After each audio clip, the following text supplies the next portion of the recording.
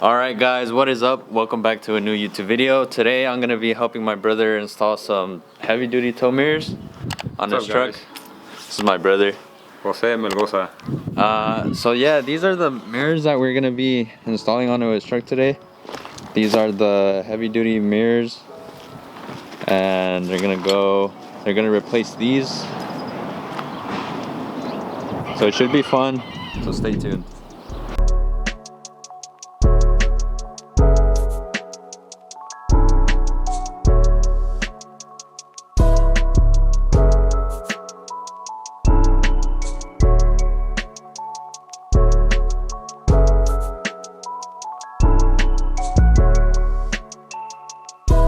So this is just a quick little before and after of what it looks like. Obviously this is the mirrors before. These are the stock OEM mirrors that came with this truck. So in order to install these, the first step you guys want to do is you guys just want to grab a pick and pick at this little section right here, and then pick out right there. So my brother's gonna go ahead and do that. So next step you guys want to do, there's a bunch of these 7mm bolts. There's two here, there's one right here, there's a couple in there, and then there's some down here. So you guys just want to grab a 7mm socket and take those out.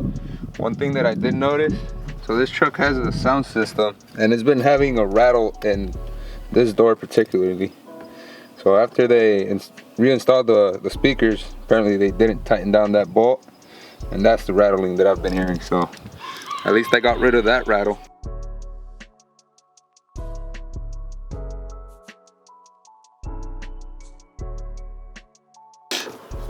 And I'm not particularly fond of fishing wire because I opted for the Boost Auto Parts factory OEM connection wiring. So I have to fish wire through the wire loom, so that'll be fun, he says sarcastically. So now he's taking the two bolts off the bottom. All right guys, for next step, we're gonna remove the door panel. We're gonna start on this side over here. A little trim prying tool. There we go. So basically he's just running it along where this plastic part meets the door to get the clips loosened up, and you guys just want to run it across the perimeter of the whole door.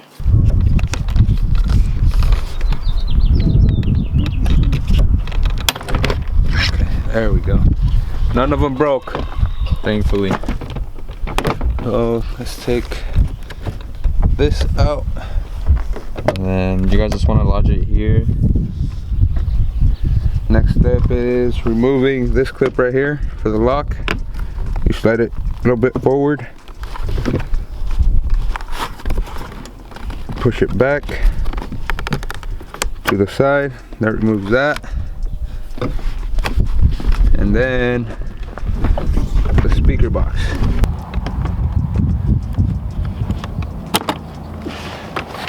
And there's your door panel removed. So after you guys remove the door panel, you want to put it somewhere safe. We're just putting it on the back of the tailgate for now. All right guys, so next step, we're gonna take this part off. Then we're gonna disconnect the actual mirror, and then we're gonna unscrew the bolt. It's a 10mm socket. I think it's 3 or 4. So after you guys take that one off, it should just pop off. Then disconnect this part. You want to push that tab down, and then voila, there you go. Just pops right off. So these are the bolts that he was talking about. It looks like there's only 3. What do you think they are? 10mm? Probably gonna be 10. So I'm gonna be on this side holding it just in case something catastrophic happens while he unties the screws. So we're gonna take this wire loom out. We're gonna change it for a brand new one. These always break, so not gonna use it again. And then so you just go ahead and pull. stuck on the trim. There you go. So again, once you guys are done taking it off, just make sure to place this somewhere safe. You don't want to break the mirror or anything.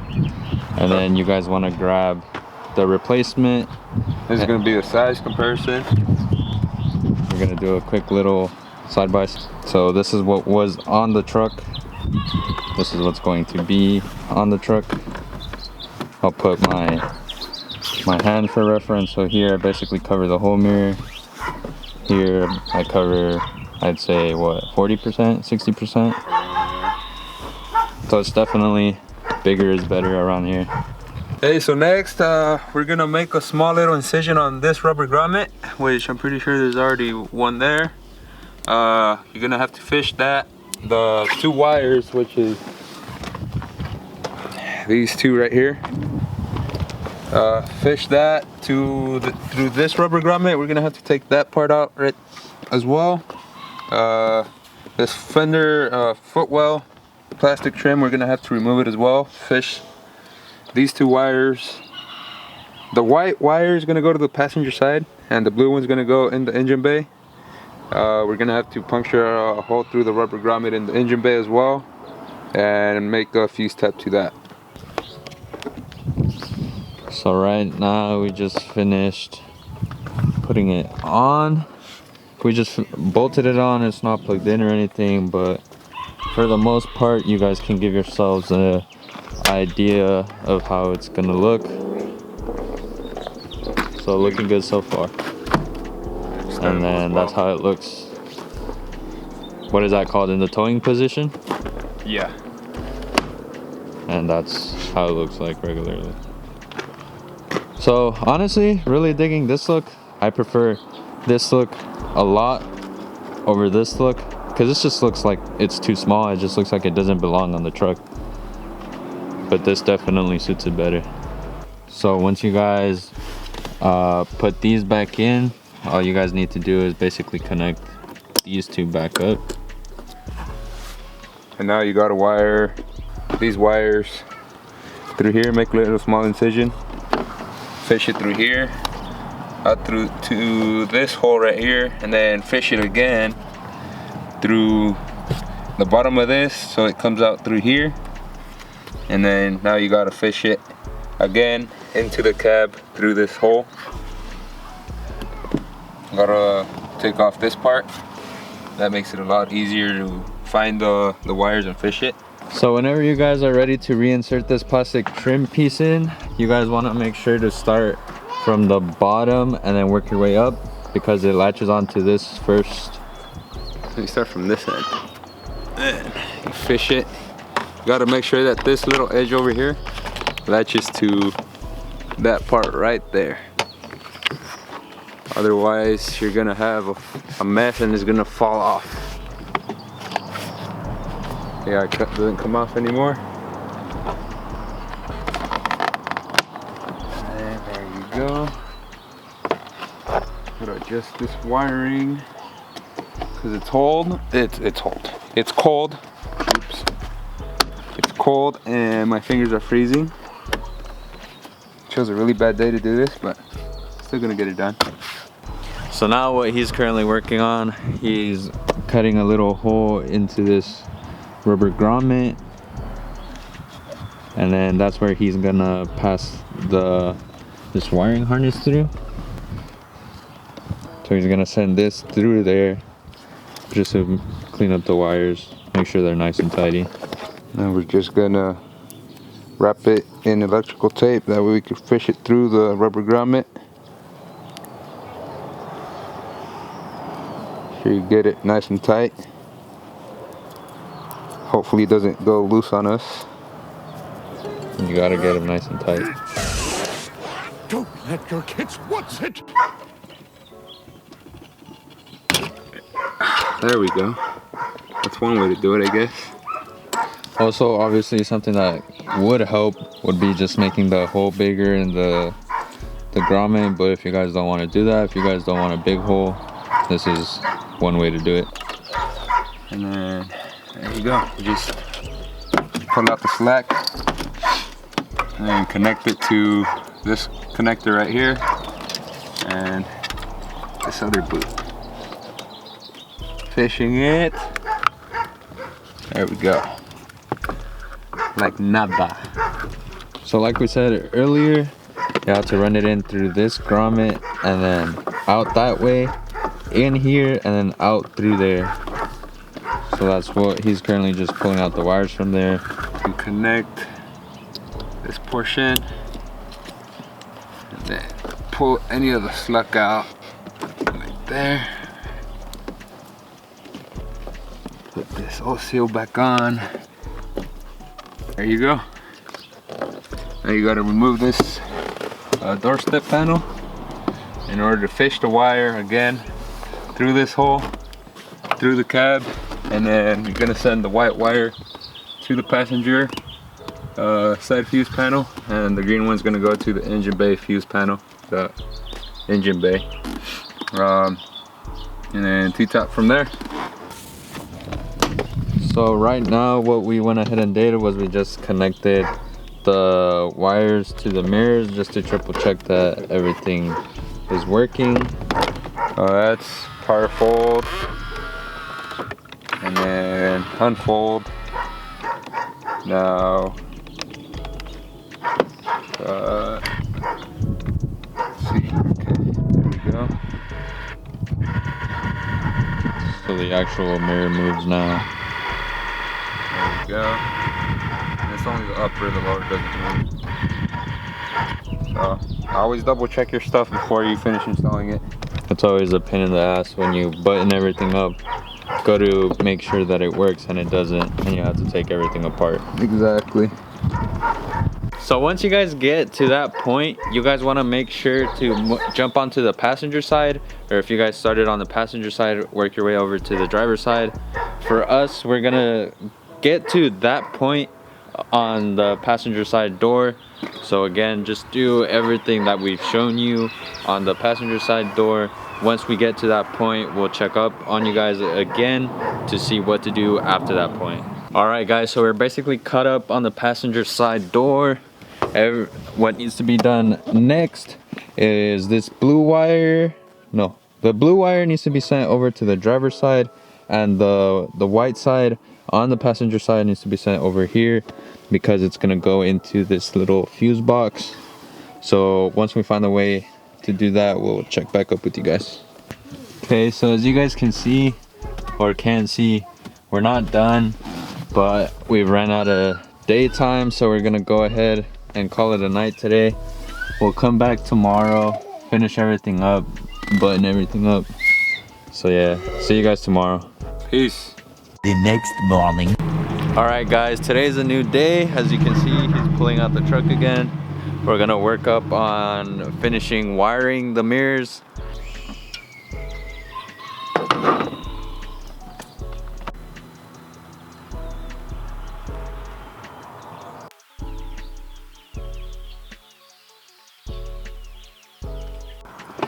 So right now what we're currently working on is hiding the wires, so the wire management.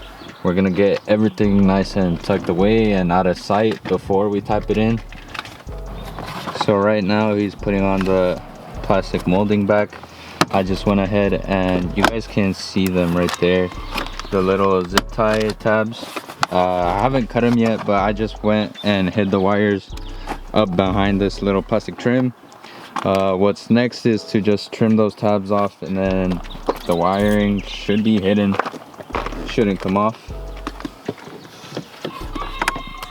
Next step we're gonna do is we're gonna fuse tap the cargo light fuse, which is number 15, I believe. We're gonna connect both wires to the fuse tap. Go in here, take out that fuse tap, put it underneath the 5 amp, and then just plug it in place, and the cargo lights should, the reverse lights on the towing mirror should turn on. Depends how picky you are. You could either install these, you can't. I mean, it's gonna be indoors, but I'm kind of picky, so we're gonna go ahead and install this just to be on the safer side. So just for peace of mind. Exactly. And we're gonna crimp this together like so. Okay. So now we're gonna install this, crimp it. Make sure you get it nice and tight. You don't want it to slip out. Depends what you're talking about, right? Just give it a nice little firm tug. Won't come out. Slide this overhead. So once you guys have this heat shrink on top of the wires, just grab a lighter or a heat gun if you guys have it, a blow dryer, whatever spits out heat, and just apply some heat to it. It'll shrink on it and it'll make sure that it'll never sort of come apart. There you go, like so. Next step is you want to pull out this 15 amp micro fuse, put it in the bottom slot. Let's see, like so. Oh, other way around, I guess, if you're really picky on the way your numbers are facing. But I'm not picky, that's why I put it the same direction. And just plug it back into place. And let's see, take a shot of this right here. Those should turn on, if I am not mistaken, or if we need the door harness. There we go. There we go. So that's that. So all of that wiring that we just did was just to get these lights running because they weren't before. They weren't, the truck didn't have them before. Okay guys, so we successfully did the test, so now we're gonna install this back into place. Just clicks back into place. Voila. Alright, so once you get everything buttoned up, you guys are good to put the door back on. I just went ahead and put it back on, and I'm just putting the 4 little bolts that hold the door on. Alright guys, so next step, we tidied up the door panels. Now we need to send these 2 blue wires to the engine bay to get the daytime running lights. But instead of running both wires, I'm gonna use a T-tap. So in that case, we should only send 1 wire instead of both, and that'll make things a lot cleaner. You're gonna tuck all of these wires in here and call it even, and then just double check every bolt on the door panel, and we're done.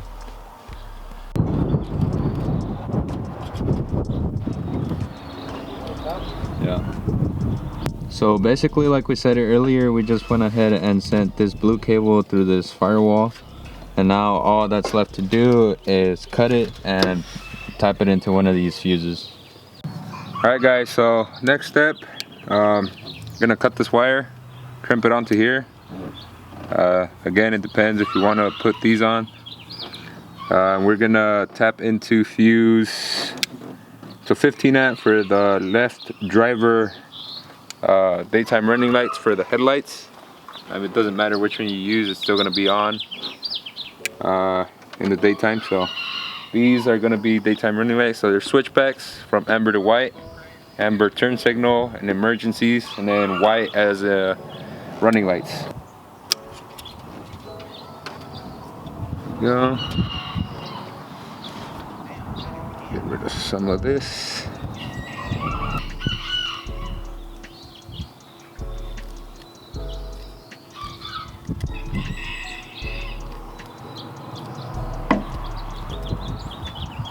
There we go. So now let's do that.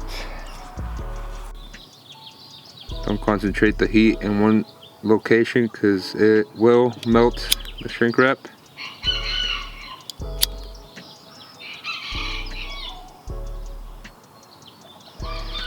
There you go. You got a solid connection there. So the fuse that I'm gonna tap into is this 15 amp right here. I don't know if you can see it or not. Take it out. Put it on the bottom of this one, like so.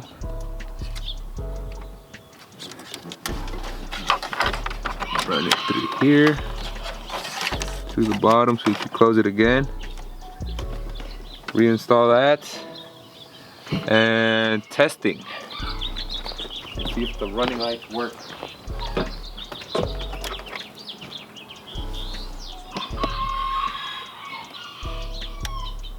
There you go. So that's the running light, and then that's the left turn signal. See how it turns back, switch back? There you go. And it should be on both sides now.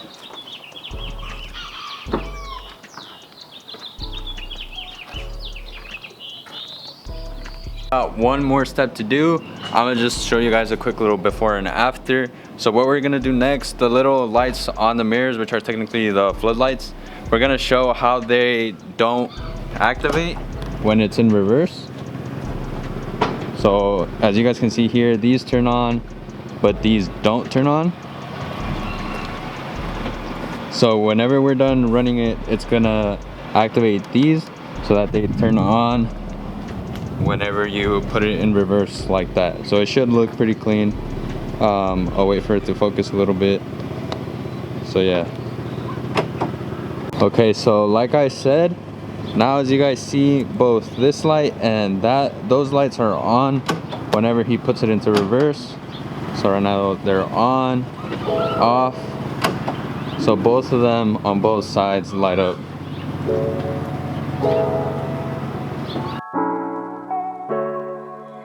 Chronos go crazy every time.